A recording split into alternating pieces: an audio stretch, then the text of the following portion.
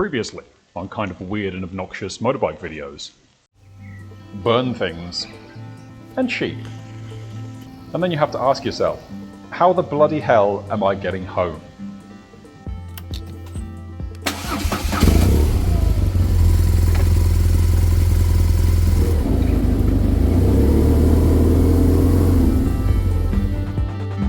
Let me just step back in here for a second. Amazingly, hardly any of you found my little Easter egg that I left at the end of my video.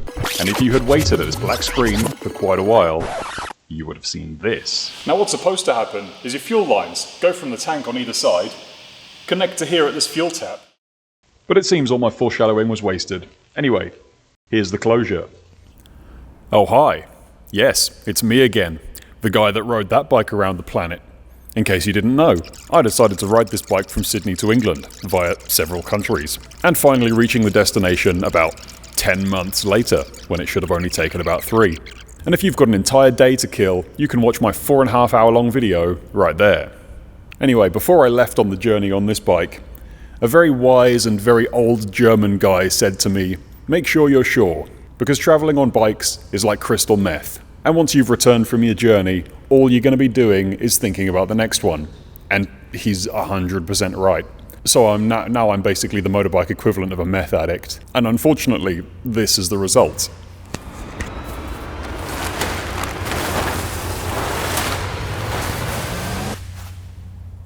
KTM 690 Enduro.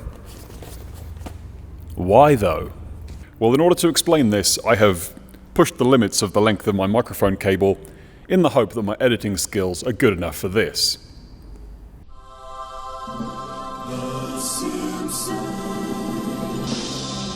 And that's right, it's a Simpson desert crossing. So, map mode again.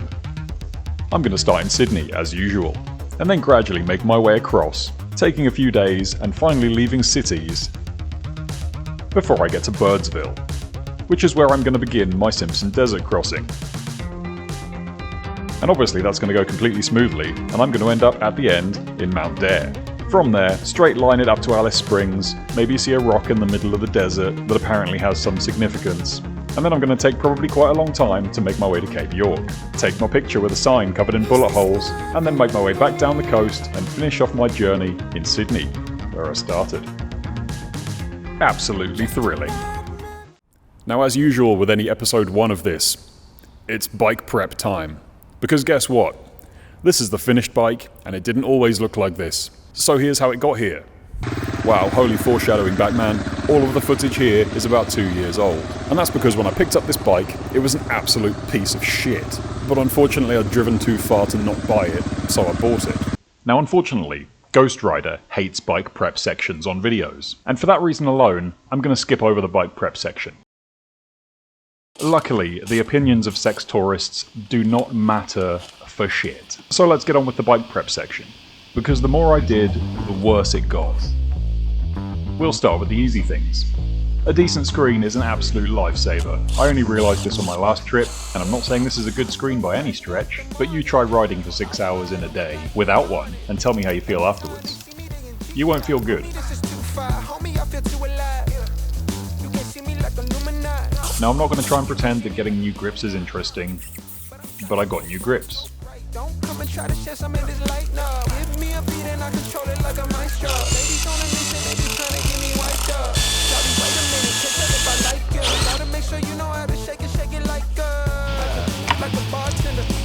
There is some method in my madness in the positioning here.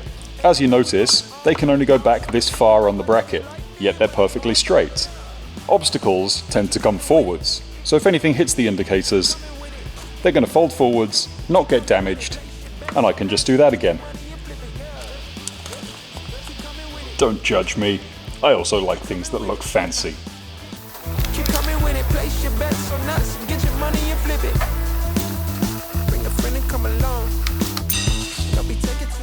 Now it's at this point things start to get a lot worse than first expected. As you can see, the entire back half of the bike looks like it's snapped off.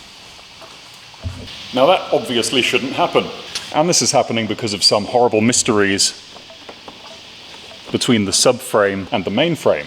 These are basically held on by a rubber bush. And in this case, it looks like it's collapsed horribly. Now to sort this, I'm going to have to remove this massively oversized tank. And this is an absolute blessing in disguise. Here's why. Whichever bloody mongoloid installed this tank, they decided it would be a good idea to run this fuel line down under the headers. See this little melted bit here? You probably can't. But there's a melted bit of plastic right there. That's the fuel line touching the exhaust. How this bike has not caught fire, I will never fully understand. Now what's supposed to happen is your fuel lines go from the tank on either side, connect to here at this fuel tap, and then run across the back of the engine, away from hot exhaust systems. Anyway, at least this causes a two birds one stone problem. I can fix this horrendous fuel line danger hell, and it'll then allow me to fix this subframe.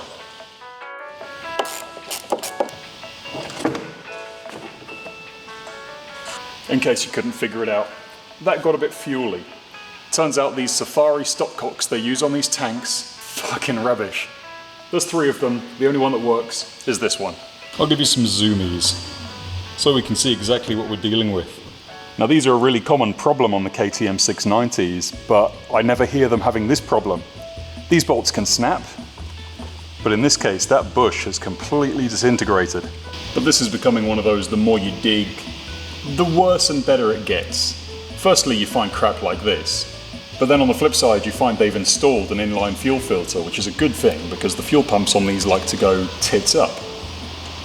Obviously I'll be replacing this one, just as a matter of course and added security, but at least it's nice that it's been there for a while. But I'll most likely flush everything through on this anyway, because if you smelt this fuel, and if you've smelt 90s cars that have been sat for a really long time, this is basically 90s shed find car fuel. That means it's old. But the fuel smell coming out of this one is just regular fresh fuel. What I'm assuming has happened is whoever's fitted this tank has not used it. They've put the fuel in, but in order to use the fuel from this tank, you have to activate this stopcock. So my guess is they've been using all the fuel out of the regular tank, never switching to the Safari tank, and the result is that all the fuel inside goes stale. So let's see how this rotten piece goes with the wrong sized Allen key. The state of that, I don't even know what could have caused that. It could only really be some kind of contamination that's degraded all the polymer that's in there. That's very strange.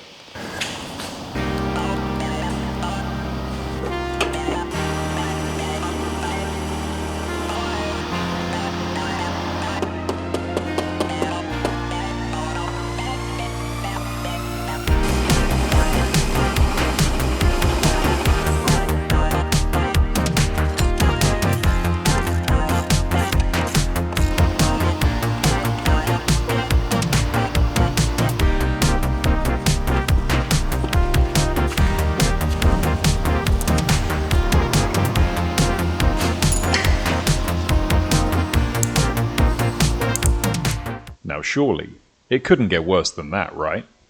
Now all of that was an incredibly long time ago, and in my opinion, the bike sounded a little bit more rattly than it should. When I first bought the bike, it sounded like this. And as I've been riding the bike around, it's gradually got a little bit worse. Not terribly, but I'm too much of a perfectionist to let that slide. And I didn't get any video of it, but it sounds exactly like this one stolen from somewhere else on the internet.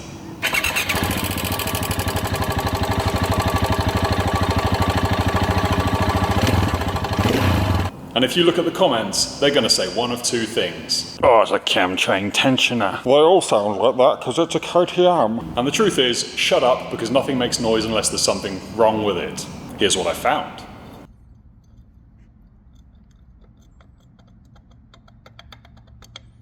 As you can see, less than ideal. And you'd never know about this unless you took all the tension out of the cam chain. And the only reason I found this out was because when you do your valve clearances, you set the engine to top dead center, which is when there is basically no load on these cams. And this distance shouldn't change for approximately 1 full turn of the crank or half a turn of the cam. And what I was finding was, in the top dead center position, the valve clearances are absolutely perfect. But if I turned ever so slightly and put a bit more pressure on one of the valves, the opposite valve clearance would open massively. But that's fine, we caught it in time. Nothing's really going to go wrong and this is going to be an easy fix. The engine has to come out to get the cam out. Thanks, KTM. So this should make life a little bit easier when it comes to dropping the engine out, because I can just jack that thing up to there once all the bits are taken off and then just throw it on the floor. And I'm going to try and do this without dropping the coolant, because coolant is expensive. And after having a quick look around this, it looks like none of the hoses and stuff go through the frame, so I'll be able to get rid of those without having to take it off. But like everything, I'm sure something stupid and untoward is going to happen.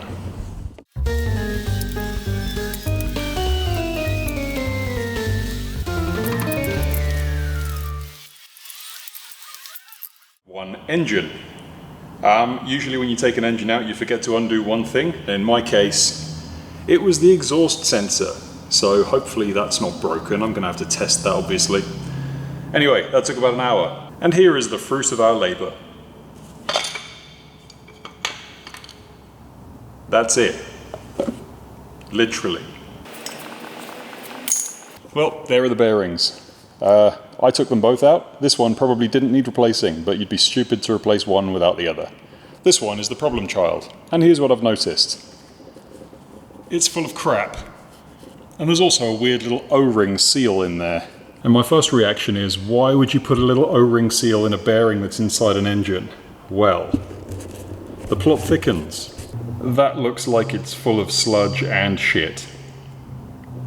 And then if you follow it up to the top, there's this little bundle of joy, which goes up into this weird crankcase breather thing. So all I can really diagnose from that is that there's a breather in the top of your engine, obviously. They've decided to route it to just behind one of the camshaft bearings. Probably not the direction I would have chosen, but that's filled up with gunk at some point and taken out the bearing. So that's why to keep your breathers clean on a KTM 690. Now you can spend hundreds of dollars at KTM to buy a special tool to install this bearing, or just make your own for free.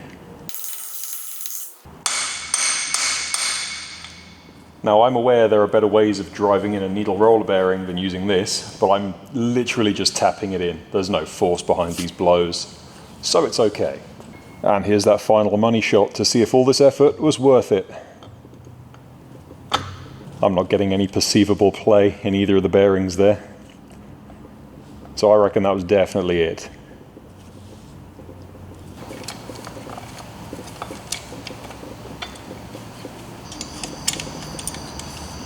I'm just going to include this because for some reason some people watch my videos as tutorials on how to do things.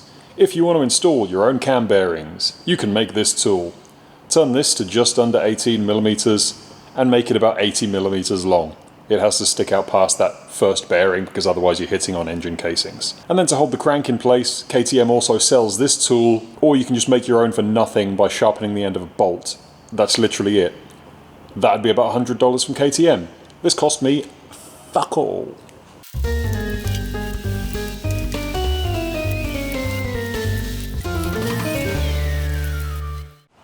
And now for that horrible moment of paranoia when you start up a bike that's had engine work for the first time, without checking anything.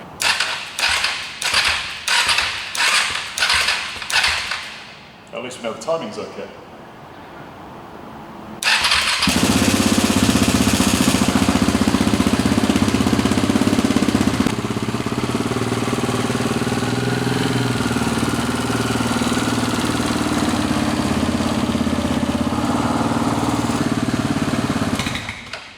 So the next time someone tells you KTMs are supposed to rattle, tell them to fuck off, and tell them they're actually supposed to purr like kittens.